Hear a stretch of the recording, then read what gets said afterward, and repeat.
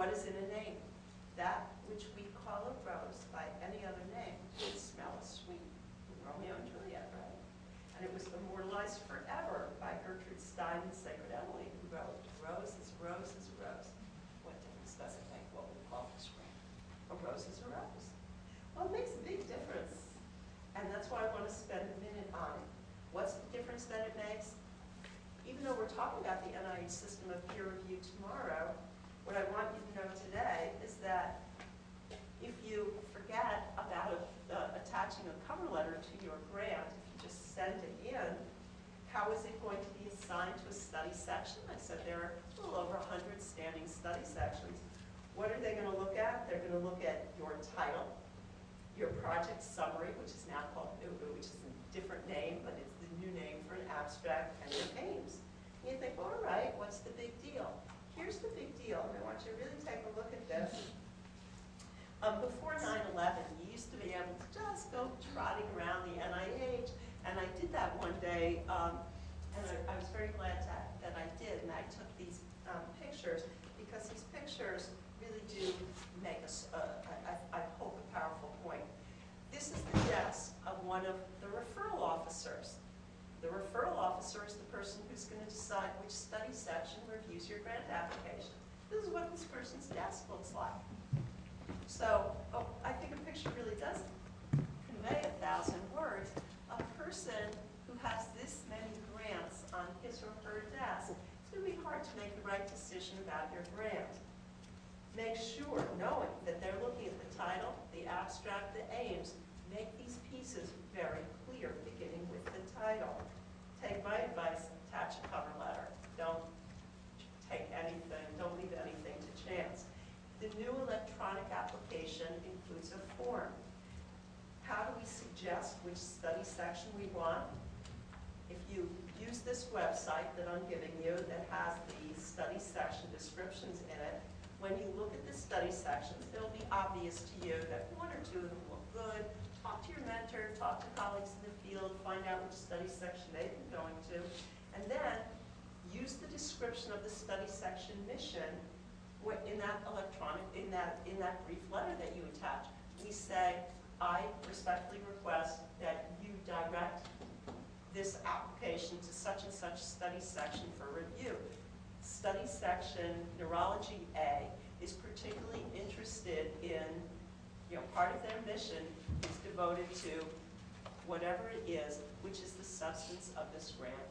Thank you for your consideration. That's it. It's a very short thing.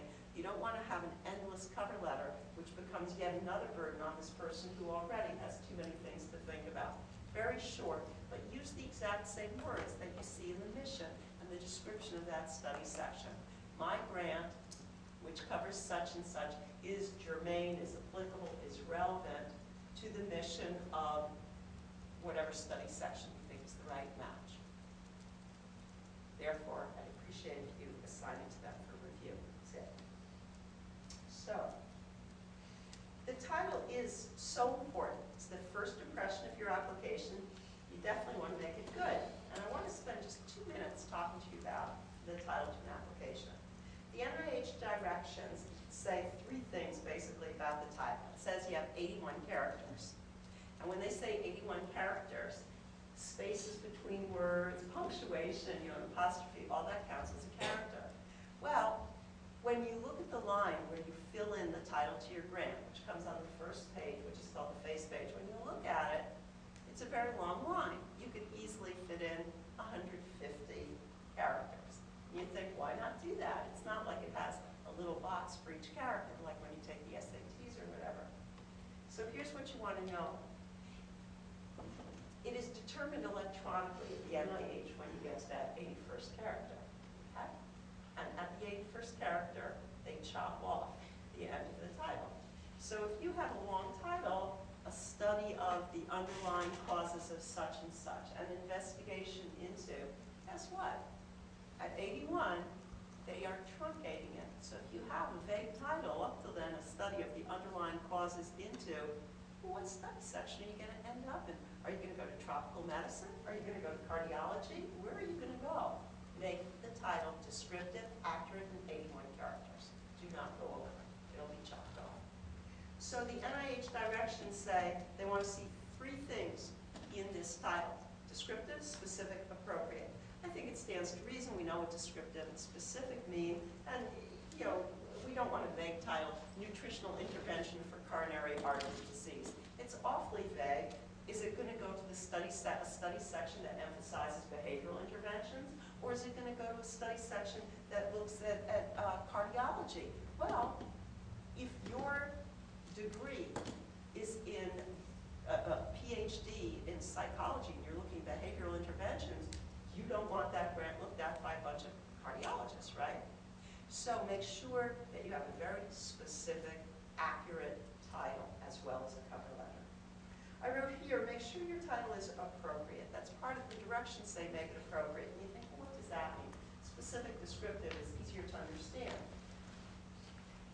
And I use an example to make this clear. And this comes from a real grant. The title to this grant was Language Perception in Prelingual Deafness. Was it appropriate? Language perception in prelingual deafness. Well, guess what? So the person who wrote this grant was one of the founding fathers, one of the most renowned people in the world in the field of positron emission tomography. One of the founding fathers of this technology. Do we think that this grant went to the radiology and imaging study section? No, why would it? It says language perception and prelingual deafness. So it went to the sensory disorders study section. And this was written a decade or so ago when PET imaging was really relatively new. There was no one with the appropriate expertise on this study section in sensory disorders. It's hard enough to get a grant to move through the right study section made up of your peers. Make sure it's your peers looking at your grant. Make the title appropriate. One last thing that the directions don't tell you, and from here on out, for the next hour with you today and for all day tomorrow, I wanted to give you examples. So I took the examples from a grant that I wrote, and one sentence about what that grant was so that all these examples make sense. The grant was in response to what's called a request for applications from the NIH. The NIH was looking to fund a single institution that would come up with a novel way of teaching grant writing to increase the number of funded, underrepresented scientists in the United States. I was at Hopkins at the time I wrote this, so I kept the language to reflect Hopkins. So they were going to fund one institution. So let's look at the titles, and I'm going to ask you which title was the real title to this grant. And the point of this is, I could not overemphasize this. In my opinion, most titles are really pretty boring. They don't get you excited about the research. Your title should reflect the significance of the research. So let's look at these two, keeping that argument in mind. Which title shows significance? Title 1, Grant Writing Workshop for Underrepresented Minority Scientists. Title 2, Grant Writing Workshop designed to increase the number of funded minority scientists. Which title is more descriptive? Which shows significance? How many say Title 1? Title 2. No brainer. It was Title 2. And we think about what's the mission of the NIH. Well, we know part of the mission is to increase the number of funded underrepresented minority scientists. Look at this title. Grant Writing Workshop designed to help you guys attain your mission. A very deliberate title. Frequently asked questions about the title. If you end up having to revise your application, you really do want to use the same title.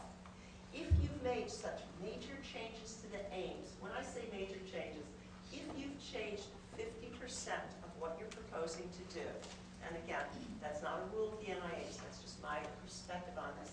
If you've changed 50% or more, it's a new application.